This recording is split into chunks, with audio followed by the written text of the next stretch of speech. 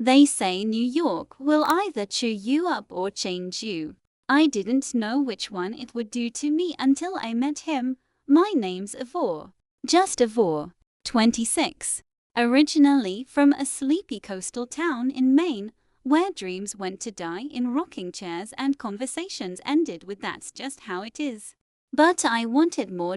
So I packed a suitcase full of paints and pencils, and I moved to the one place big enough to hold every version of who I might become. New York City. It wasn't glamorous. Not even close. I lived in a shoebox apartment in Bushwick, with cracks in the ceiling that dripped when it rained and radiators that hissed like angry cats. The rent was borderline criminal, and my roommate, Angie, was always burning incense that made the place smell like heartbreak and cloves. By day, I worked at an indie cafe in Soho called The Ink Drop. Latte art by request, and playlists that made you feel like you were living in an A24 movie. By night, I drew, I painted, I created, I chased a dream I wasn't even sure I had the talent to catch. No one knew me. No one cared. And that anonymity was both my freedom and my prison. Until one rainy Wednesday in October. It started with the subway. I just closed up at the CAF, sketchbook in hand, headphones on, drowning out the city in something soft and French. The 6 train was packed, the kind of packed where you could smell everyone's soap and secrets. I slipped into a seat the moment someone got off at Spring Street and clutched my sketchbook like it was the only thing that understood me. That's when it happened. In the rush, I grabbed the wrong book. It looked like mine, leather-bound, slightly scuffed, the kind of thing artists carried like armor. I didn't realize it until I got off at 68th Street and sat down on a bench near Hunter College. I opened it, and it wasn't mine. Inside were sketches, but not like mine. They were architectural drawings. Sharp lines, precise measurements, notes scribbled in the margins, bridges, rooftops, skylines. Beautiful, obsessive detail, and on the last page my face. Well, sort of. It was a sketch of someone who looked like me. Messy bun, coffee cup in hand, a crescent moon tattoo just above her wrist. That same exact one I had. I froze. Who was this person? The next day, I couldn't stop thinking about it. I brought the sketchbook with me to work, flipping through it every chance I got. The artist had talent, soul, even. And whoever he was, he'd seen me. Not just my face. He'd captured something softer, something real. I started sketching again that night, my lines looser, more alive. Inspired, curious, maybe even seen. And then he showed up, Friday morning. At the ink drop. He walked in like he didn't belong, but didn't care. Tall, clean-cut, with stormy gray eyes that didn't match his expensive navy suit. He scanned the room like he was looking for something, someone I knew. I ducked behind the espresso machine, heart pounding like a subway beneath my ribs. But then I heard his voice. "Hi. Sorry, this might sound weird. I think one of you might picked up my sketchbook by mistake." Black leather, rooftop drawings, a lot of scribbles. I peeked over the counter. He was talking to Angie. She turned, spotted me, and smiled like a cat with a secret. "This her?" he asked. I stood slowly, clutching the book like a guilty diary. He walked over. "That's mine," he said gently. His voice was deeper up close, calmer than I expected. It didn't match the hustle of the city or the suit he wore. "I'm sorry," I said. "I thought it was mine." "We must have switched on the subway." He raised a brow. "You draw too?" I nodded. He smiled, and for the first time, it wasn't a stranger's smile. It was the kind that made the room tilt a little. "I'm Liam," he said. "Ivor." We stood there for a bit too long, in a CAF that suddenly felt smaller, quieter. Well, he said, thanks for not stealing my terrible sketches. They're not terrible, I said before I could stop myself. He looked surprised, then touched. Would you mind if I saw yours? He asked. My sketches. No one asked that. Not even Angie. I hesitated, then handed over my book. He sat at a corner table, flipping through page after page, silent. His eyes moved like they were reading a story no one else could see. When he finally looked up, something in his expression had softened. You see things differently, he said. Like you draw the parts people forget to notice. And just like that, I was seen again. We didn't plan to see each other after that. But New York has a funny way of twisting fate into your daily routine. The next week, I spotted him outside a gallery in Chelsea. 2 days later, he showed up at the pub where I always sketched on Sunday mornings. It kept happening until it didn't feel like chance anymore. It felt like a pattern, a story unfolding, and I was no longer writing it alone. New York makes it easy to believe in magic, not the fairy tale kind, but the quiet, everyday magic of coincidence. The kind where two people keep running into each other in a city of 8 million and start thinking, maybe it's not just luck. After that day at the CAF, Liam started showing up, not every day. Not enough to make it obvious, but just enough to keep me guessing. At first, I thought he might be stalking me, but then he said something that shifted the air between us completely. The city's big, he shrugged one day as we stood in line for street tacos in Union Square, but not bigger than timing. Timing. I didn't know then how true the word would become. We started sharing moments in fragments. No labels, no commitments, just space. Space for stories. He'd sit across from me in parks, both of us sketching. He'd hand me a napkin in silence when he saw tears falling into my coffee after a rejection email. I never had to explain my pain, he just got it. In return, I asked him questions no one else dared to ask. Do you like what you do? That stopped him. We were sitting on the rooftop of an old building on the Lower East Side. It was one of those hidden city spots where fairy lights tangled through rusted beams, and the skyline stretched like a painting around us. He leaned back, arms resting behind his head. I don't hate it, he said. That's not the same thing. He looked at me then, like he wanted to tell me something but didn't have the words yet. I'm good at it, he added. Making money, closing deals, saying the right thing to the right person at the right time. But, he sighed, but I used to build things with my hands. Tree houses, model bridges, stuff that didn't require wearing a suit. Lying with a smile, it was the most honest thing I'd heard in weeks, and without thinking, I reached over and took his hand, not romantically, just as a reminder, a quiet, steady connection. There was something about Liam that wasn't loud but lingered, like the aftertaste of wine or the way music hums after the record stops. He was engaged. That I knew. He wore the pressure like a second skin. His fiancé was from a family that attended galas and used summer as a verb. I saw a photo once on the society page. Blonde, glossy, perfect. Everything I was and single quotes T.S.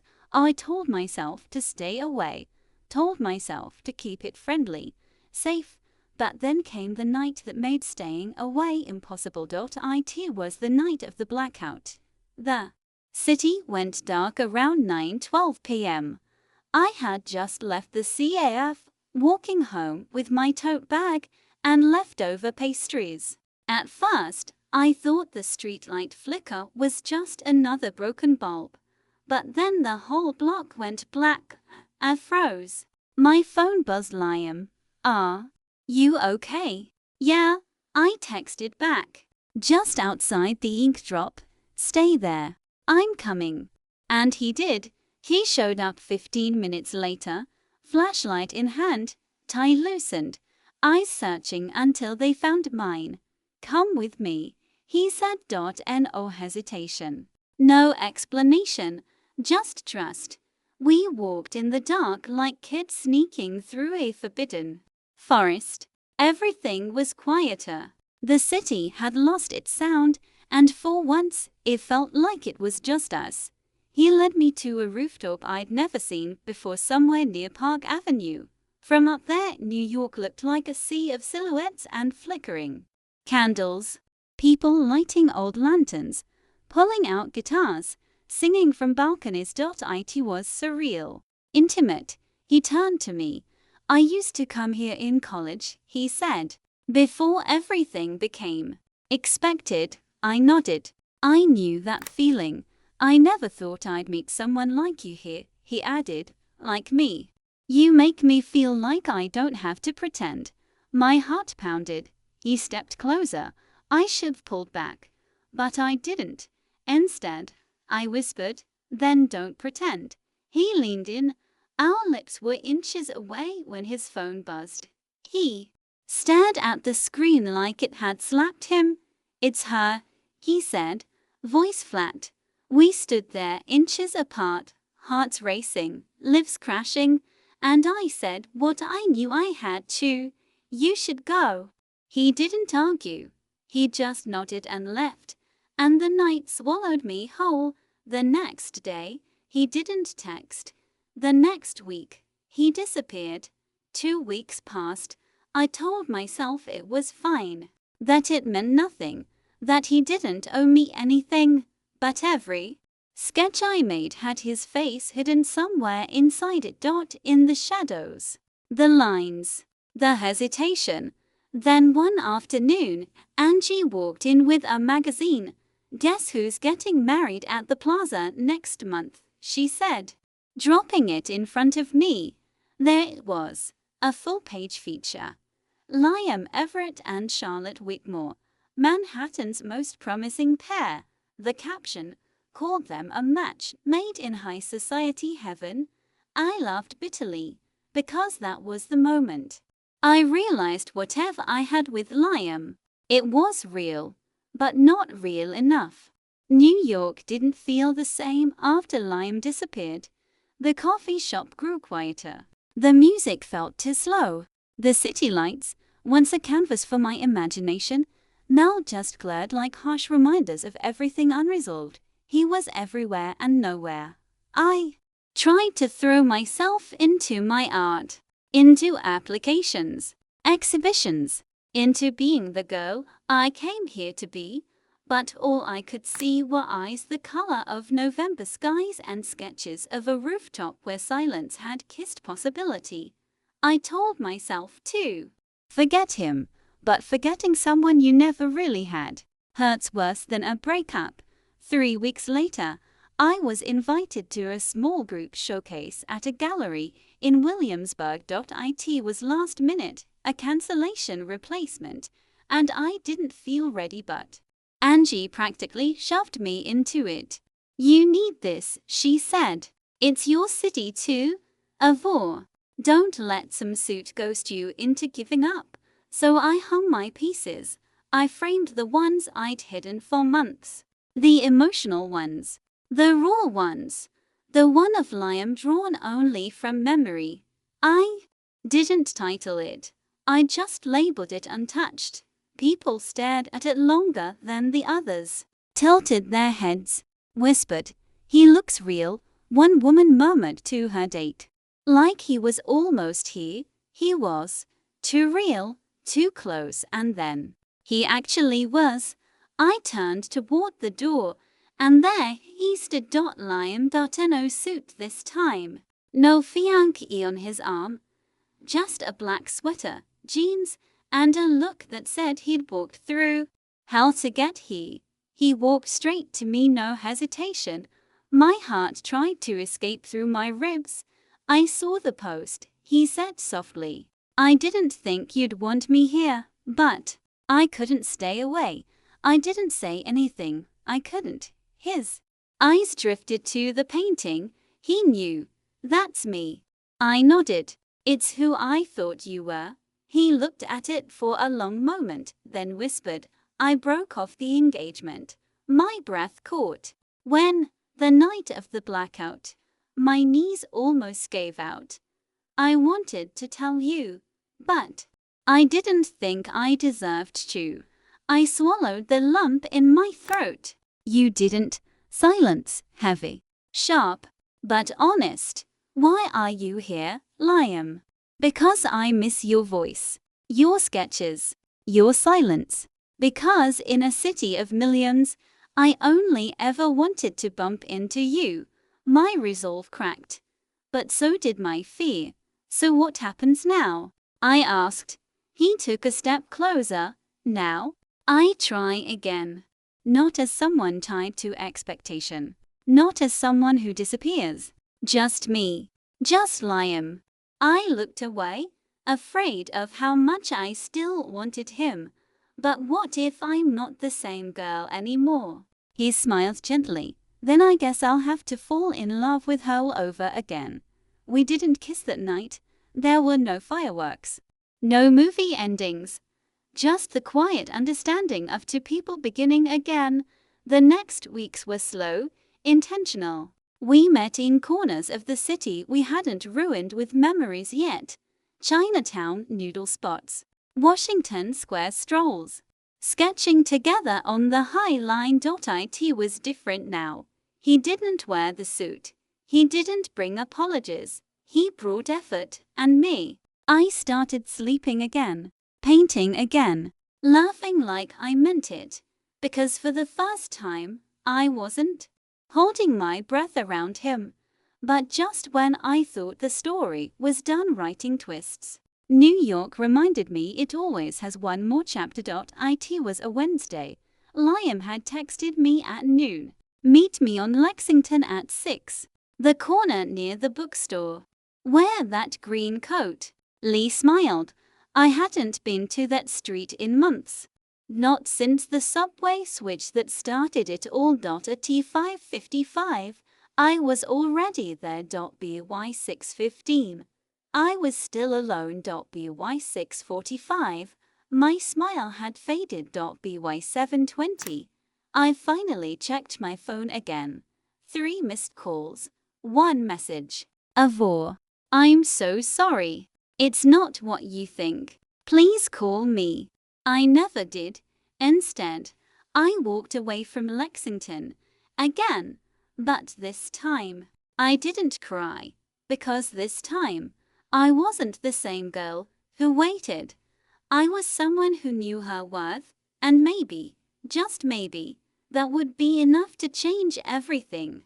The walk home from Lexington that night felt strangely peaceful, not angry, not crushed, just quiet.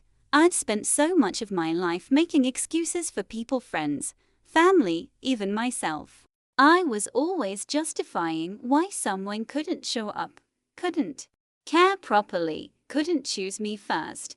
But that night, I didn't justify Liam's absence. I just let it be what it was. 2 days passed before I saw him again.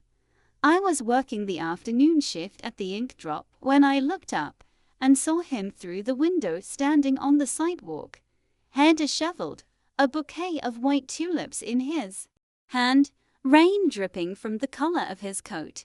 He didn't move, just waited. I hated how part of me wanted to run outside and throw myself into his arms, but I stayed still, and she noticed. You gonna let a Nicholas Sparks moment waste away out there? She teased. He didn't show up, I said flatly. Then make him explain. I hesitated, then took off my apron and walked out into the drizzle. He looked wrecked. I didn't mean to stand you up, he said immediately. Avor, listen to me. I did, I replied. I listened for over an hour on that corner, his eyes closed. He took a breath, like it hurt to even begin. My mom, he said. She's sick. Cancer. Stage 4. I just found out. That night she collapsed. I rushed to the hospital. The world shifted under my feet. I should have called you sooner, he added. But I didn't know how. I didn't want to make it sound like an excuse. Tears burned my eyes. Because that wasn't an excuse. That was real. Painfully, tragically. Real?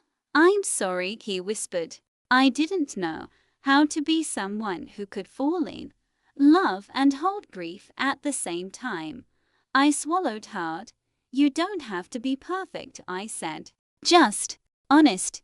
His shoulders finally dropped. Then he asked, so gently I almost didn't hear it. Can I still try again? I nodded, because love isn't about grand gestures. Sometimes it's about standing in the rain and choosing someone even when it hurts. The weeks that followed were a blur of hospitals, waiting rooms, and long silences. I met his mother once. She had his same gray eyes and a tired but kind smile. She squeezed my hand and said, "He's different with you."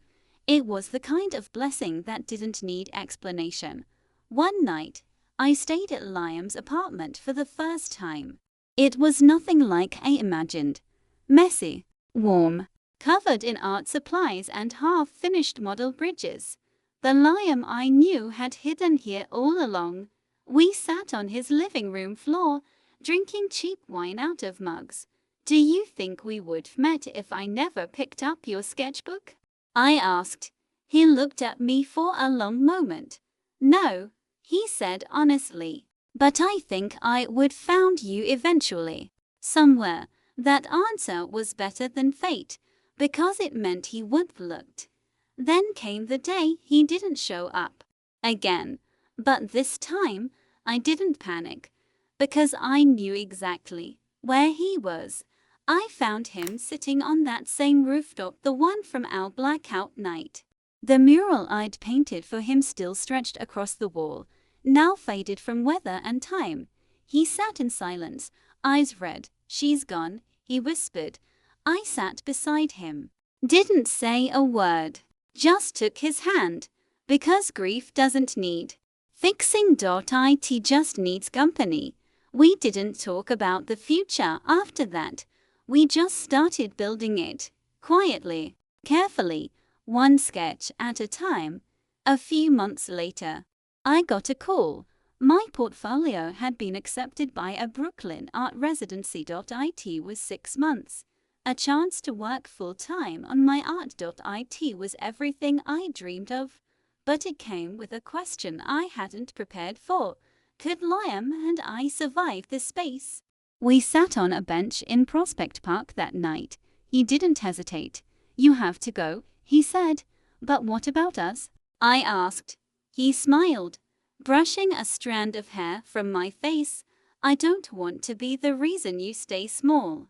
Go, grow, and when you come back, I'll be here if that's still what you want.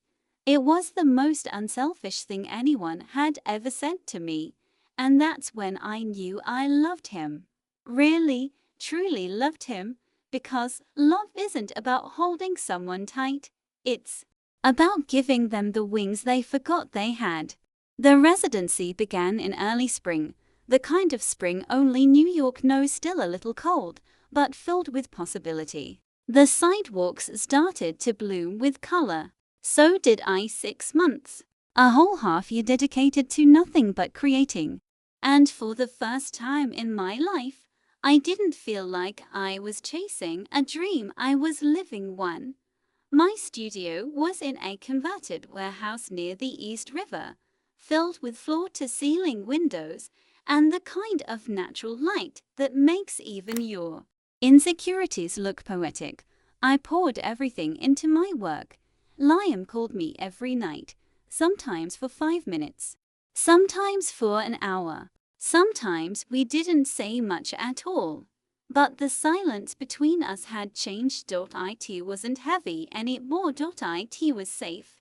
Every Sunday, I'd walk to the same bench by the river and sketch. Not because I was trying to create something perfect, but because I wanted to remember what peace felt like. One afternoon, while I was sketching a girl playing violin near the pier, I overheard someone behind me say, "Still drawing strangers?" Huh? I turned. Liam, holding a paper bag with pastries from my favorite place in Soho. "You said you were busy," I teased, standing up to hug him. "I lied," he grinned. "But only because I wanted to surprise you." I laughed into his shoulder. That hug lasted longer than it should, long enough to remind me that time apart hadn't changed the rhythm between us. We spent the day walking through flea markets, pointing out vintage lamps and overpriced records. He asked about my latest painting. I told him about a piece I'd been working on, something different. "A full-length portrait of who?" he asked. I didn't answer, but he saw it in my eyes. Back at the studio, he looked at the canvas, half covered with a cloth. I pulled it off slowly, and there he was, Liam, drawn not as a man in a suit or a banker or a ghost, but as I saw him, barefoot, smiling, wind in his hair, a rooftop sunset behind him, vulnerable and whole. He stepped closer, silent. "I wanted to show you the version of you that saved me," I said softly. He didn't say anything for a long time. "And then I want this in my apartment. The first thing people see." I blinked. "You're serious?" He nodded. "Because I want people to know the real me, the one you made me believe existed." I felt the tears before they fell. We stood in front of the painting, and for once, there was nothing left to say. Just gratitude. For art, for growth, for second chances. Summer faded into autumn, and the last day of the residency came faster than I expected. They held a final exhibition. Every artist showcased their work. I was terrified until I saw him, Liam, front row, hands in his pockets, eyes only on me. I unveiled a series titled "The City Between Us." Each piece told a part of our story: the train, the rooftop, the blackout, the goodbye on Lexington, and finally the bench by the river, with a pair of silhouettes sketched in fading gold. A love story in 5 acts. A room full of strangers clapped, but all I cared about was the man clapping through tears. After the show, we walked back to that rooftop. Our rooftop. He reached into his coat and pulled out something small. "A key to my place," he said. "Liam, no pressure," he added quickly. "It's not a proposal. It's just permission to come home whenever you want, or not. But I wanted you to know there's always a door open for you." I took the key, pressed it to my heart, and said, "Only if you take mine too." We didn't rush. We didn't move in together the next day or plan weddings. We just kept showing up, kept choosing each other, and that choice, again and again, became the foundation of everything that followed. Some nights, we'd sit on that same rooftop in silence, and Liam would whisper, "Funny how a mix-up on the subway led me to the love of my life."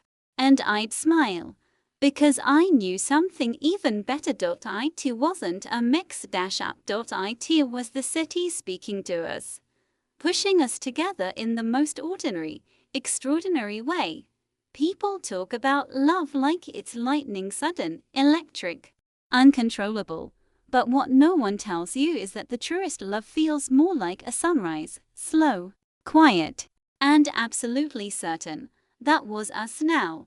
6 months turned into a year. The art residency ended, and so did my fear of failing. I began illustrating full-time children's books, gallery work, even commissions from people who'd seen my City Between Us collection and wanted their own stories told in color and liam. He left banking, walked out of a high-rise office with its glass walls and cold coffee. He started working with a non-profit that taught architecture and design to high school students in underserved neighborhoods. Every day, he came home with pencil smudges on his fingers and stories that made me fall in love with him all over again. We were building something together, but also separately.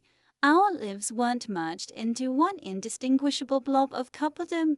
We were still Avor and Liam. But now we were Avor and Liam who'd chosen to grow in the same direction. One Friday night, we were cooking dinner together, our version of fancy boxed pasta, homemade garlic bread, and cheap red wine. He was dancing like an idiot to an old Maroon 5 song, and I was laughing so hard I nearly dropped the wooden spoon. That's when he froze mid-spin. "I want to take you somewhere tomorrow," he said suddenly. "Where?" "You'll see." He wouldn't give me any details, no matter how much I poked and prodded. The next day, he brought me back to where it all began. Lexington Avenue, that same corner where I once waited for him in the rain green coat, cracked heart and all. Only this time, there was no confusion. No silence. Only us, and a small, hidden CAF with a rooftop garden we'd never noticed before. We climbed the narrow staircase to the top. There, in a space barely bigger than a bedroom, were strings of soft lights, a table for two, and one single sketch hanging from a nail. It was the drawing I'd once made of him, untitled, unfinished. Only now, he had added something. In the bottom corner, he'd written, "She saved me." I turned to him, confused, breathless. He pulled something from his pocket. An old box. An old spectacle. Just a ring, simple, elegant, hand-carved with tiny stars and a moon, like the tattoo on my wrist, the one he sketched before he ever spoke to me. He knelt, quietly. "I don't want to rush this. I don't want to make promises we can't keep. But I do know this, Avor, I want to choose you. Not just now, but again and again. Even when life gets messy. Even when it hurts. Even when the city pulls us in different directions. You're my favorite place to come home to." I couldn't speak. As I nodded, tears pouring down my cheeks, and whispered the only words that felt right. "I choose you too." We didn't plan a wedding right away. We didn't need to prove anything to the world. Love had already changed us. The city hadn't made us or broken us. We had done that ourselves, and now we were ready to build something lasting. Later that night, as we lay in bed with our feet tangled and the city humming beyond the windows, he asked me, "Do you believe in fate?"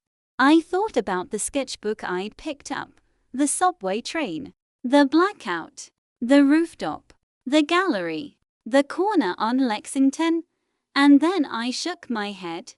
"No," I said. "I believe in timing. And I believe in choice." He kissed my forehead. "That's better than fate anyway, and maybe that's what love really is, not fate, not luck, just two people choosing each other over and over across subway platforms, stormy rooftops, and all the unexpected chapters in between." You'd think that after the ring, everything would settle, like the end of a movie where the credits roll and the music swells, but real love doesn't, and then it deepens, it expands, and sometimes it gets tested all over again. 3 months after our engagement, I got an email from an international gallery in Paris. They'd seen my City Between Us series through a viral blog post. One of the pieces had been reposted on a Parisian art forum, and somehow it caught the right eye. They were offering a one-year artist-in-residence program, a private studio, paid living arrangements, a solo show at the end of the year. It was the kind of opportunity I'd dreamed of since I was 16, but the timing, impossible. Liam had just started a city-funded youth program, and it was finally gaining traction. He was the lead mentor, the one kids counted on. Leaving now, even for a few months, felt like unraveling everything we built together. We sat in our tiny apartment that night, the email glowing on my laptop screen between us. "I won't go," I said. "Not now." He looked at me, hurt and love mixing in his eyes. "Why not?" "Because we just got engaged. Because your program matters. Because I don't want to go without you." He reached across the table, took my hand, and held it for a long time. Then, with the same voice he used that night on the rooftop, he said, "Avor, we didn't build this just to keep each other small." I stared at him, my heart aching. "You're saying I should go. I'm saying you have too. But what about us? We're not going to fall apart. We're going to grow like we always do." Leaving New York felt like ripping out part of my roots. But when I landed in Paris, I realized something unexpected. I had carried New York with me. The sketches, the memories, the lessons, and the man who loved me enough to let me leave. Paris was magical in a different way. It was slower, softer, more introspective. I painted every day with no deadlines.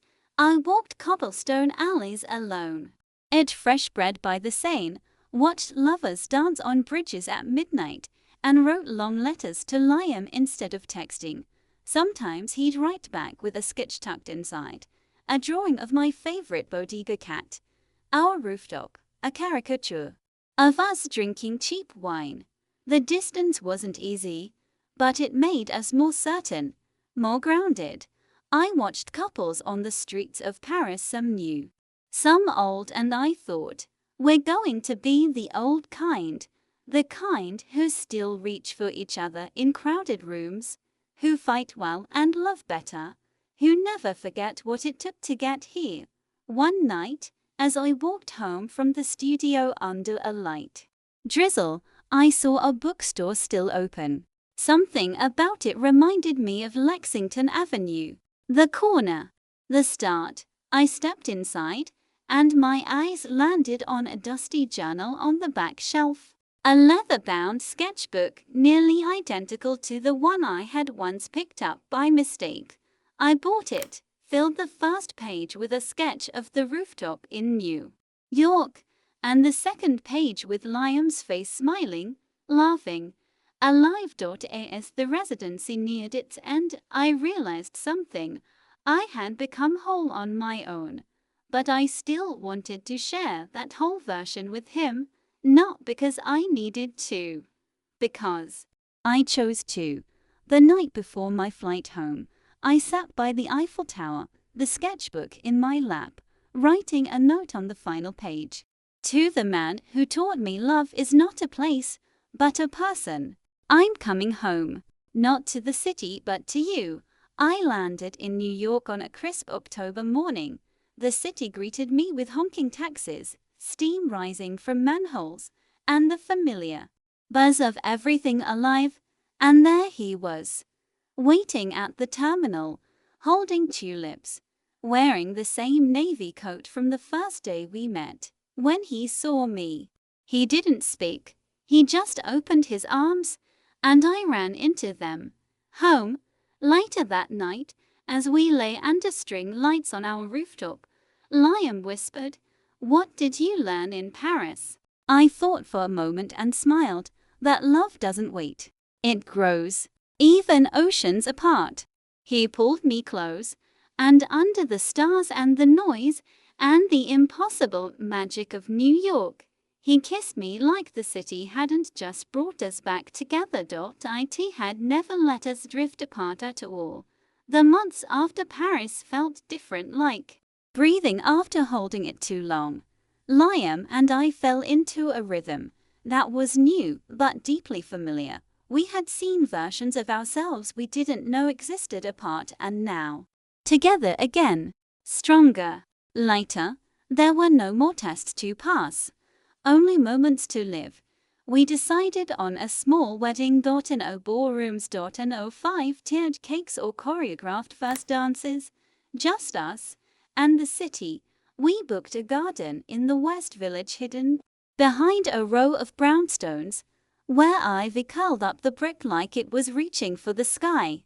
We invited only 20 people, family, a few close friends, and the art director from my Paris residency, who flew in wearing a vintage scarf and cried during the vows. Liam's students built a wooden arch from recycled scraps, and I painted the welcome sign in messy brushstrokes of gold and charcoal. Andrew officiated.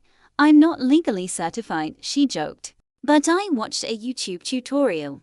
I wore a silk dress I bought from a second-hand shop. He wore a linen suit and sneakers. We walked down the aisle together. Because we weren't starting over, we were continuing. When it came time for vows, I pulled out the sketchbook, the one from Paris. I filled this with everything I couldn't say in real time. I said, voice shaking. But today, I want to say one thing clearly. I looked at him, my whole world staring back at me. I never believed in soulmates. I still don't, really. But I believe in us, in choosing you deliberately, defiantly, daily, even on the hard days. Especially on the hard days. Because no matter where life takes us, I know one thing for sure. I flipped to the first sketch I ever drew of him. You were always my favorite part of the city. He didn't cry. Until he did. When he read his vows, they weren't rehearsed. He just spoke. I used to think love was something that happened when everything else made sense. But you showed up in the middle of my chaos.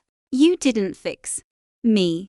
You didn't ask me to be different. You just stood still and saw me. He held up his hand, the one I used to sketch so often. You gave me back this version of myself, the real one. And I promise to never stop building a life where you can create, grow, and be exactly who you are. We kissed, and the city, as if on cue, lit up behind us. Soft horns, a distant siren, the rustle of wind between buildings. It was perfect. Not because it was grand, but because it was real. After the ceremony, we walked the streets in our wedding clothes, just us, laughing as strangers clapped and toasted us from rooftops. We ended the night on our rooftop, our real one. 2 folding chairs, a blanket, and a cheap bottle of champagne. We didn't say much, we just watched the skyline and let the silence fill with everything we already knew. 2 years later, we moved to a new apartment, a little bigger, a little brighter, but we kept the rooftop. We still go back. To sit. To sketch. To remember. Love, we realized, isn't a grand gesture or a perfect moment. It's a series of small choices. A door left unlocked. A sketch left unfinished. A city that gives you the chance to lose and find each other again and again.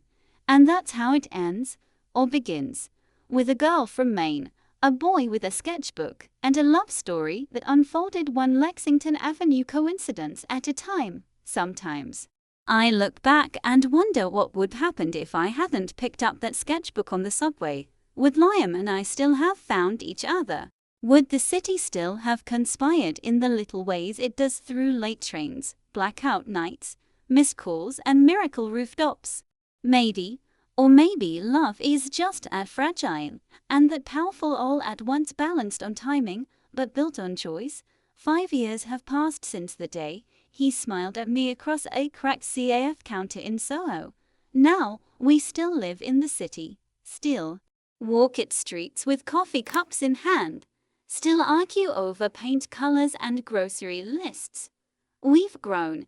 He teaches full-time now, designing spaces for the kids he used to mentor. One of his students just got accepted to NYU's architecture program. I've never seen him prouder, and me.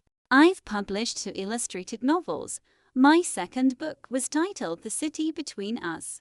It opened with a single quote: "Sometimes love doesn't arrive on time. Sometimes it's late. But sometimes it's just waiting on the right corner." We still visit Lexington Avenue. We pass the corner where everything began, and every once in a while, I see someone, a stranger with a sketchbook, or a girl on her phone, or 2 people brushing shoulders, unaware their whole lives are about to change. And I smile, because I know what can begin from even the smallest moment. To anyone listening, maybe you're waiting at your own metaphorical Lexington Avenue. Maybe you've been stood up by life, or ghosted by dreams. Maybe love feels like it keeps walking past you, always in a rush. But let me tell you something: keep showing up, keep creating, keep choosing, because the most extraordinary stories often begin with the most ordinary mistakes, like picking up the wrong book, or catching the right train at the wrong time, or meeting someone who turns your entire world upside down and then gently sketches you a new one. This wasn't just a New York love story. It was ours, and it was worth every second. Thanks for watching. Hoped you liked it. If you watched till the end, please comment love so that we could understand you were with us till the end. As well as, please let us know, where are you watching from? Before leaving, please hit the subscribe button, comment your thought, and share with your nearest and dearest one. See you in the next one. Until to the next one, spread love.